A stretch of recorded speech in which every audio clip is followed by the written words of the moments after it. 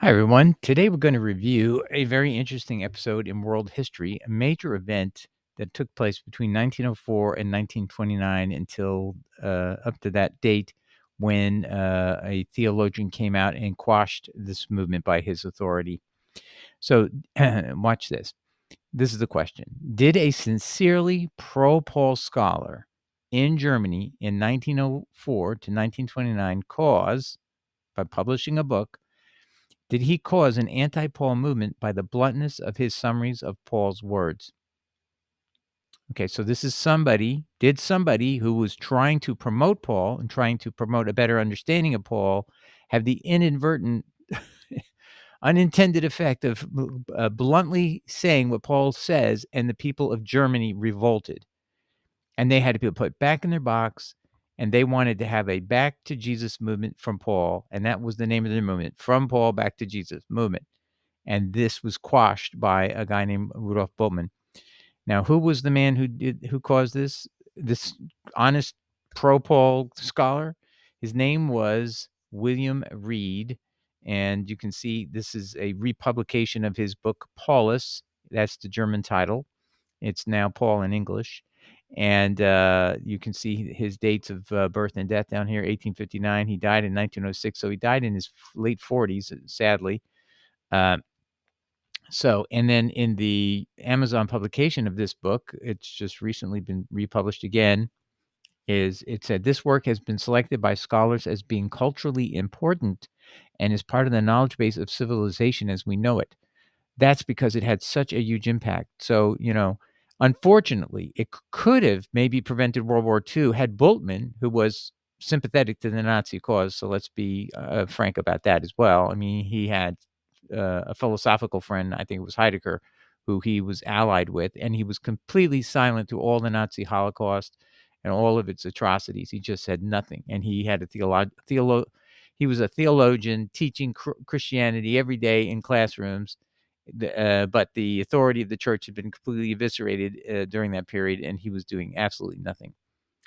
And so I put him on my list of one of the worst Christian theologians of all time because he was silent when he should have spoken up. And Dietrich Bonhoeffer only had to speak up to stop the movement of Hitler, and tried to actually assassinate Hitler and got himself hung for it.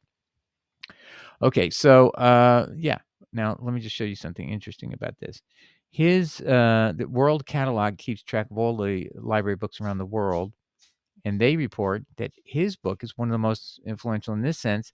It had 45 editions. That means it had sold out its original edition, and it had to be republished, or people asked for demanded revisions to have more, more and more. People were so hungry for this book. 45 different editions between 1904 and 2001. So it still even had interest well into the future in 4 different languages, and it's held in 572 World Catalog libraries all around the world. So this was an extremely influential book, but not in the way the author intended. The author intended to promote Paul, but unwittingly he promoted anti-Paulinism. He's one of the first modern creators of anti-Paulinism, a guy who was trying to promote Paul. It's ironic, isn't it?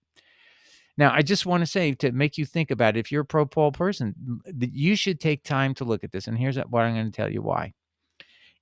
What if, for example, someone did a summary of Jesus's life, and they bluntly put down all of his doctrines, whatever they are, right? If and we know Jesus said nothing that was evil or controversial, but you don't know that yet. So if what actually happened, there's a historical fact that a guy writes a book about Jesus, and it's in demand, 42 different editions, 4 languages all around the world, saying that Jesus was corrupt and had all actually was saying Jesus is such a wonderful teacher, but it was so corrupt they couldn't hide it, and people reacted to it and said Jesus is a horrible person. You would say to yourself, I've got to read that book. I've got to take a look. Why would people say a summary by a pro-Jesus person could lead a movement, or a significant movement of a large mass of millions of people in Germany to want to follow Christ and not Paul? And then so you would have to ask that question if you were a Christian and you saw that kind of book. So the same thing is true for Paul. If you see a large segment of the population of a country turned against Paul because they read a pro-Paul summary of his words that just made them get disgusted, that, somebody finally put it in context and told them what Paul actually teaches, they were revulsed. You would go, well, what was that based on? Let me go find out. So we're going to show you in this episode so you can maybe use this as a check on your own ideas, because you're going to actually hear the words of William Wrede as he's promoting Paul actually backfiring and is shooting him in the foot and shooting Paul in the foot. So take care, hold your seats, and see if this doesn't rock your world and make you rethink things out. And you need to research in more depth whether Paul is a legitimate voice of Christianity. And so let's look to scholars and see how they describe this episode. And you'll see it's actually described in such a way you would never really know that William Wrede was pro-Paul. I just want to show you this. And in fact, when I read this and I summarized this to people, I assumed he was anti-Paul because that's where you would naturally go. He writes a book, it's called Paul. You assume that if it led to an anti-Paul movement, it must have been itself anti-Paul. And so I'm going to show you, this is where you're going to read about it, a summary in a book called The Cradle, the Cross, and the Crown. And it's by Andreas Kostenberger, Scott Kellum, and Charles Quarles. If I had noticed the last name and had paid any attention to it, I would have known, oh, this is from Protestant mainstream Christianity. It was a book from 2009, and let's go here further. Okay, and I want to focus now on what's on the bottom of this page, where you see at page 370 it says Bultmann. This is a theologian in the 1929 time period, argued that the radical cry of scholars influenced by Wrede, that quote. So I'm going to pull it up onto its own screen so you can see it better. So you'll see that if you read this, the impression I got reading this is that William Wrede's work influenced or caused a radical cry of back from Paul to Jesus. And I assumed he meant that William Wrede wrote, I thought whoever wrote this, that William Wrede actually wrote the book with this intention, which it was the opposite intention. So read this and then realize that, are scholars even telling you, the theologians, the pastors, that group of people, are you even being told this even happened? Or is it sort of even being described in a way you can't see it? I didn't see it, and I'm a person who's always trying to find out, is there any history of anti-Paulinism in the past? And this didn't lead me to understand that this was to me, this is more dramatic than a book intended to denigrate Paul. This is a book that was intended to praise him, that had a backward effect, an unintended effect. So let's read this carefully now. Bultmann, very famous theologian, considered the number 4 theologian of all time of the 20th century, argued that the radical cry of scholars, influenced by William Wrede, in that book from 1904, back from Paul to Jesus. So he argued that the radical cry of scholars influenced by Wrede back from Paul to Jesus. So the radical cry was back from Paul to Jesus. So that was their cry. Back from Paul to Jesus was nonsense. So whatever they're saying makes no sense, since one could only discover Jesus through Paul. So in other words, and these scholars are in favor of that. You have to understand, this is a mainstream. So Paul is the way to find the truth, and Jesus isn't the way to find the truth. This is dispensationalism, if you don't know it. And they're okay with that. But they're not describing this correctly, are they? Because you would think, if there was a radical cry of scholars influenced by Wrede back from Paul to Jesus, you would think the influence was to tell people you need to get back to Jesus from Paul. And that's not what he's telling. He's trying to say the same thing this book is trying to tell you. Hey, we need to get closer to Paul. Jesus is not relevant. He didn't succeed. He failed. He didn't become king. Whatever slanders they can throw at Jesus, the Paulinists do. They don't mean it in a mean way. They mean it. It's just a fact of life. Jesus didn't become king, did he? Did he have to set up a kingdom? Did he have a rule of authority from Jerusalem, like it says? No, he did. None of the prophecies to that extent were fulfilled, and therefore he failed in that mission. The Jews allegedly rejected Jesus, completely preposterous. Just look at Acts 21:21. Many myriads of Jews, James the head bishop, says to Paul, many myriads of Jews, tens of thousands. When if you look through the book of Acts, there's maybe 43 Gentiles that have anything who seem to become connected to the church during all the time that Paul is himself being focused upon and his ministry. There's no great success there. But Peter trounces Paul by leaps and bounds. If you just look at Acts 2 and 3, he gets 3,000 one day and he gets 5,000 the next day. I mean, come on. There's no comparison between the two guys. Anyway, but the point is this, is you and I are not being told what this really meant. And so I didn't even get it until I decided recently I'm going to read William Wrede's book and see what was all the fuss about. What did he say? Now I'm going to show you what I think is the quote that was used, and it was a collection of key quotes from his book that was then used by unnamed radical cry of scholars, unnamed scholars. And that's another thing. Whoever these scholars were, they were the ones who were promoting an anti-Paul view based on William Wrede, and we don't see them. They are hidden from our view. This is where scholarship is really deficient. In other words, why don't you tell us why they took a book that was pro-Paul and found all this anti-Paulinism proof inside of it? So let's take a look at their anti-Paulinism proof in what I would say is the most familiar packaging that I've seen of the quotations of William Wrede, and then that'll help us see where they were coming from. Okay, so this is a quotation I found some time back. So this is presumably what was assembled by those unnamed scholars. And what I've done is I've gone, read the book, and then put these quotes with the page number upon which can be found. And then we're going to look at each of those pages and we're going to see what was the original text. Is anything taken out of context, or is it even worse if you read the context? Anyway, so this is what you can deduce was the extraction from the work of William Wrede by people who saw in it truth about Paul that was very concerning and would lead them to believe we need to get away from Paul and go back to Jesus. So it begins with this. The obvious contradictions in the three accounts, bracket is my bracket, of Paul's conversion in Acts 9 and 22 and 26, end of bracket, are enough to arouse distrust of all that goes beyond this kernel. This is a pro-Paul guy saying this. No doubt about it. Page 7. The moral majesty of Jesus, his purity and piety, his ministry among his people, his manner as a prophet, the whole concrete ethical religious content of his earthly life signifies for Paul's Christology nothing whatever. Page 89.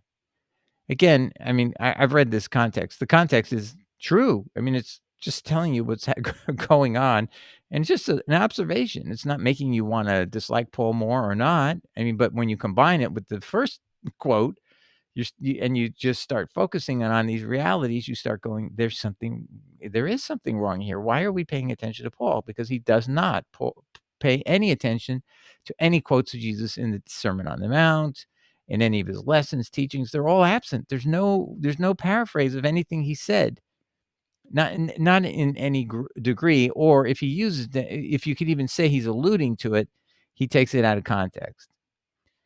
Anyway, let's keep going. If we do not wish to deprive both figures, meaning Jesus and Paul, of all historical distinctness, the name disciple of Jesus has little applicability to Paul. Page 165. Well, that's putting it mildly, because again, he doesn't quote any of Jesus's sermons, parables, or lessons. I think the only thing anyone's ever seen as any kind of connection is Paul says something to the effect, if you've loved your neighbor, you fulfilled all the law, which Jesus says, doesn't say anything like that. He says that the law and prophets hang on two principles. The first is love God with all your heart, mind, and soul. And the second is love your neighbor as yourself. And upon these, the law and the prophets hang, which means it undergirds the principle of all of them. It doesn't mean that if you can just you kill your neighbor, but you love him at the same time, that somehow, that love is what excuses all things. I mean, and you fulfill the law as long as you love somebody you're killing. No, the moral requirement is you don't kill anybody, whether you love them or not. And it's not going to change anything if you love them, that now you're excused because they did out of love, like a euthanasia killing. It doesn't change. The morality of what you're doing is not going to be justified by simply loving your neighbor or loving your family member enough to kill them. And you're not supposed to do that. It's not your call. You're not God. And then the last quote. So there's 4 quotes melded together. Jesus or Paul, this alternative characterizes at least in part the religious and theological warfare of the present day. So you could see how somebody who's anti-Paul would go, you mean there's warfare going on between 2 groups, and on one side is for Jesus and the other side is Paul? And that would be a great lead in to maybe there's more words in these books that are, again, unidentified. I just showed you this book from these American theologians don't tell you anything about what scholars had this radical cry of back to Jesus from Paul. So we don't even know who they are, and we don't know their arguments. But I can imagine this would have been a launching point where they could say, here's what Jesus says, here's what Paul says. And we have on our webpage 24 contradictions of Paul in an article entitled The Contradictions of Paul of Jesus. Okay, so now let's take a little look, see if we would, at some of the context of these quotations and other contexts of William Wrede's book and why there could have been even more. I mean, so much he has in here that any Paul fan should really go, whoa, I didn't realize that. I've never thought about it. Yes, that's a problem. How come why does Paul say such things? And yet William Wrede is not trying to embarrass Paul. He's trying to say this is the right doctrine. This is good doctrine. This is wholesome doctrine.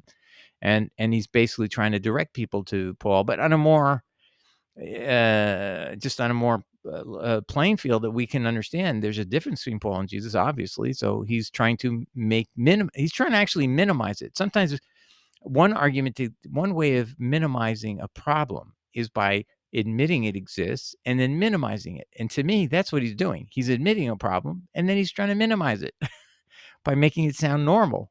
So he normalizes these differences. But these people who are critical of Paul pulled them all out like I'm showing you, and they're word for word correct. It's just they're very shocking when you really let it sink into your consciousness. Okay, so now we're going to go one by one. So here's the page 7 remark. In the Acts of the Apostles, we find the description, deed 3. There is a central. These are the 3 vision accounts or 3 appearance accounts of Jesus to Paul on the road to Damascus. There is a central kernel in all of them which agrees with Paul's own hints, but the obvious contradictions in the 3 accounts, and then footnote 2 gives them what they are enough to arouse distrust of all that goes beyond this kernel. So it's just stating a fact of life because, I mean, you've got one where the men hear the voice and the other one they don't hear it. Same Greek word, acoustica, hear acoustica, don't hear acoustica. So you have to imagine there's some level of difference. Oh, maybe they heard it, but they didn't understand it. And so that's how people try to explain that. And then there's, they saw the light, they didn't see the light. I mean, it has several variants that don't make sense. And then I think the most serious one is he says, and all that Jesus said to me was, you'll learn everything you're supposed to do when you get into Damascus. And that really is a foreclosure of any further discussion. But in his account, in his testimony in court in Acts 22, he says Jesus gave him a whole laundry list of things that will be his task to do. And there was nothing about him learning something later in Damascus to do. And so, these are irreconcilable accounts, in my view. Okay, anyway, so but and again, remember, this is how some scholars who we can't see who they are because they're not being recorded and preserved, they were taking the position that Paul was subject to distrust, and I would suppose that they would use this quote as a launching off point to provide proof and go through them just as I verbally did with you all. Page 89, the moral majesty of Jesus, his purity and piety, his ministry among his people, his manner as a prophet, the whole concrete ethical religious content of his earthly life signifies for Paul's Christology nothing whatever. Yeah. So is there any untruth to that? No. Is there any exaggeration? No. Is there anything taken out of context? That's it. It's just a fact of life. Jesus' moral majesty, wonderful writing, wonderful thoughts, genius. If you ask any person who's not even a Christian would agree that this is literary geniusness. That's hard to imagine a backwater area called Galilee would have a figure like this emerging. I mean, it's just like insane. Yet it's true, a fact of history. And this means nothing whatsoever to Paul. This is just shocking stuff. So, yeah, it's true, and it doesn't. There's no contextual necessity to even look at any context. It's just a fact of life. Anyway, the next site was to page 165. Is that right? 89, 165. So 165. Here we go. And if we do not wish to deprive both figures of all historical directness, the name disciple of Jesus has little applicability to Paul if it is used to denote an historical relation. In comparison with Jesus, Paul is essentially a new phenomenon, as new, considering the large basis of common ground as he could possibly be. He stands much further away from Jesus than Jesus himself stands from the noblest figures of Jewish piety. So there's Paul versus Jesus, and there's Jesus and the noblest figures of Jewish piety. He means Moses. So Jesus and Moses, how far are they apart from each other? Very slight. Jesus says, Moses, for your hard-heartedness allowed you to divorce your wives, for the grounds stated. And if you read, by the way, that passage of Deuteronomy, what does Moses not do? He does not say Yahweh said. What have I said to you? What does Jeremiah 35 tell you? If it doesn't say Yahweh said, those words you do not assume are from God. They were from Moses. And Moses is allowed to have his own opinions, right? He can say that as long as he doesn't lie and say Yahweh said something he didn't say. So Jesus is quoting from that portion of the law because sometimes Moses became a lawgiver. And so sometimes it's even called law of Moses to signify he was giving law himself as well as God giving laws. So we need to see there's a distinction even in that part of the Torah. But Jesus sees that distinction, but we don't see it. We're not educated by our leaders to see these type of things. So anyway, Jesus is closer to Moses than Paul is to Jesus. That's shocking. Somebody who's living in the same contemporaneous time period with the followers of Jesus, has all the writings of Jesus. It's a new phenomenon. He's claiming to follow Jesus. And Jesus is closer to a person that lived 1,200, 1,300 years earlier than Paul is to a person who's his contemporary, Jesus Christ, and claims to be a follower of him. It's shocking. That's why this is such a shocking thing for the followers. What led to all of this shocking back to Jesus from Paul movement. Okay, and the final passage that we had found that was used in a common quote. So this was the common quote you would hear of anti-Paulinists today, quoting from William Wrede, were these four passages. And the final one they used was, I found it in page 181. So here it is. Jesus or Paul, this alternative characterizes, at least in part, the religious and theological warfare of the present day. So he clearly says it, and in fact, it's still the present warfare today. Dispensationalism is a warfare between Jesus and Paul. Although they don't call it a warfare, they're winning, so they don't call it a warfare. We're peacefully conquering Jesus Christ by teaching he failed, he didn't win, and he'll have a kingdom, but it's not now, it's in the future. We have videos showing you, this is on video, of Richard Jordan and Mr. Bleecker. There are many others. I have a new one that recently showed up in my YouTube channel. So they're out there and they're dominant. They're not a fringe group. They are the dominant view is dispensationalism. You just have to go to church and do what I do. Write a chart down, put a line down a piece of paper, put Jesus on the left, Paul on the right, and every time Paul is quoted, put a check mark on it for Paul, and anytime Jesus is quoted, put a check mark for Jesus.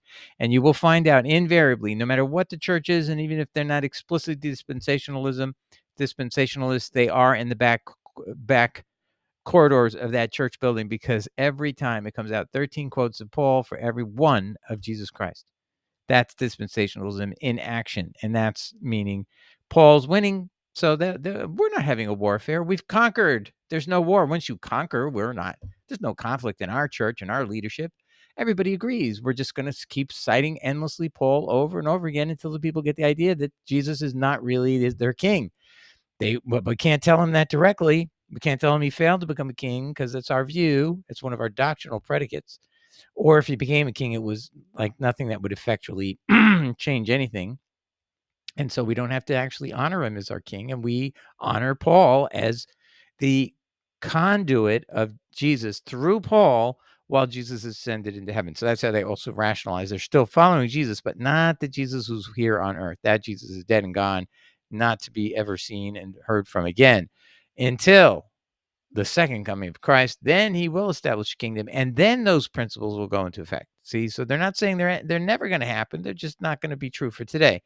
Now, if you believe in something like that, I've got a bridge in Brooklyn I want to sell you that Jesus could have one message that failed at all, that he didn't believe his gospels would be carrying forward his message, and that's just irrelevant, and just don't even read them, because that's what Richard Jordan says. Don't get any of your directions from the four gospels, and he includes John in that. Matthew, Luke, John, and Mark. Don't read them. That's not where you get your guidance. That's not where you get your message. You have to go to the writings of Paul.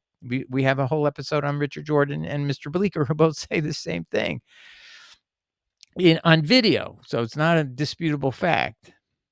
Okay, anyway, so I think that makes the point here is that there was this historical event in time where a person who intended to be promoting Paul ended up giving proof positive to the people who were opponents of Paul, enough to hang Paul. I mean, the first quote calls Paul basically implicitly untrustworthy in his three accounts because they conflict.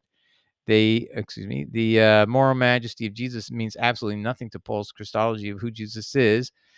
And that means he doesn't really seem to know who Jesus really is and admire, and he has no admiration at all for Jesus, who the rest of us Christians generally do. And the third one is Paul was not a disciple of Jesus Christ. You can't say that because he doesn't quote him. And then fourth, there has been a warfare between Jesus and Paul to this day, and this was 1904.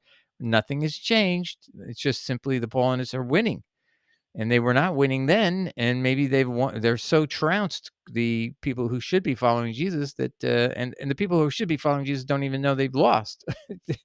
And like I just said, the only way you're going to realize you've lost Christ in your church, do the chart I said. Put a line down the middle on a piece of paper and just do an exercise. You're paying. It makes you pay attention more to the sermon, doesn't it? And just every time Paul is quoted, just do a check mark on that side, like a little line. And then when you get 4 lines and you get to the 5th, you just cross it in the middle.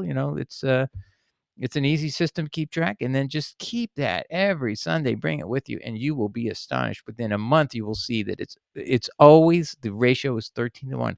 In every church I went to, it didn't have to be the Presbyterian church. It didn't have to be the Baptist church. It didn't have to be the non-denominational church, wherever I went. Sometimes what was shocking, it was 0 for Jesus. I didn't even have any ratio. It was just like, there was never a reference to anything Jesus taught, ever. Not even allusions, let alone a quote.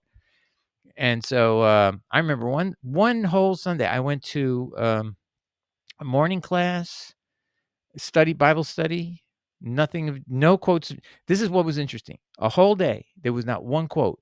I went to a Bible study, I went to a church service, and then I went to another Bible study in the evening 3 times, and I kept my chart with me.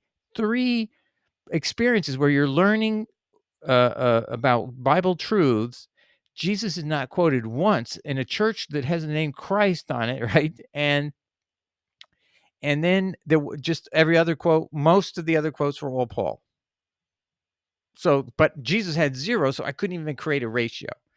Anyway, there is a war going on, and we have to win it for Christ. That's all it is. We're going to take it back. We're taking the church back from these thieves and robbers. Jesus said they're thieves and robbers. They come in to invade and intrude.